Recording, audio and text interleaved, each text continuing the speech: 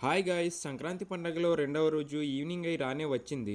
రోజంతా ఉపవాసంతో ఉండి ముందు రైస్ని అయితే వంట చేసుకుని దాని తర్వాత మేము తెచ్చుకున్న అడ్డపిక్కలు, చిక్కుడుకాయలు, అలాగే మేము పండించుకున్న పప్పు కలిపి వంట చేసుకుంటాం. దాని తర్వాత ఒక కుమ్మరి బిడ్డిని తీసుకొని దానికి పసుపు, కుంకుమ అలాగే పూలతో అలంకరించి అందులో రైస్ మరియు మేము వంట చేసుకున్న కూరను అయితే పెట్టి ఒక బోనంలా అయితే రెడీ చేసుకుంటాం. ఒక కొత్త టవల్ని తీసుకువచ్చి ఈ విధంగా మేము పూజ చేసే గదిలో అయితే పెట్టుకుంటాం. దీంతో పాటు రెండు ఆకుల్లో కూడా వీడియోలో చూపిన విధంగా బోనాన్ని అయితే వేసి మేము పూజ చేసే గదిలో అయితే పెట్టుకుంటాం. టైం అయ్యేసరికి మేము కుమ్మరి బిడ్డిలో వండిన బోనాన్ని అయితే ఈ విధంగా మోసుకొని ఊర్లో వాళ్ళంతా మేము పూజ చేసే ప్లేస్ కి అయితే తీసుకువెళ్తాం. అందరూ వచ్చారో లేదో చూసుకొని పూజనైతే స్టార్ట్ చేస్తాం. పూజ చేసే టైంలో మా ఊర్లో వాళ్ళంతా వస్తారు ఇక్కడికి. చూడండి ఏ విధంగా వచ్చున్నారో. పూజ అయిపోయిన తర్వాత మేము తెచ్చుకున్న కుమ్మరి బిడ్డిలో ఉన్న బోనాన్ని అయితే తలపై ఎట్టుకొని మళ్ళీ ఇంటికి అయితే తీసుకువెళ్తాం. వెళ్లే టైంలో వెనక్కి తిరిగి అయితే చూడకూడదు. ఇంటికి తీసుకువచ్చిన బోనాన్ని మళ్ళీ మేము పూజ చేసే ప్లేస్ లో అయితే పెట్టుకుంటాము. దీని తర్వాత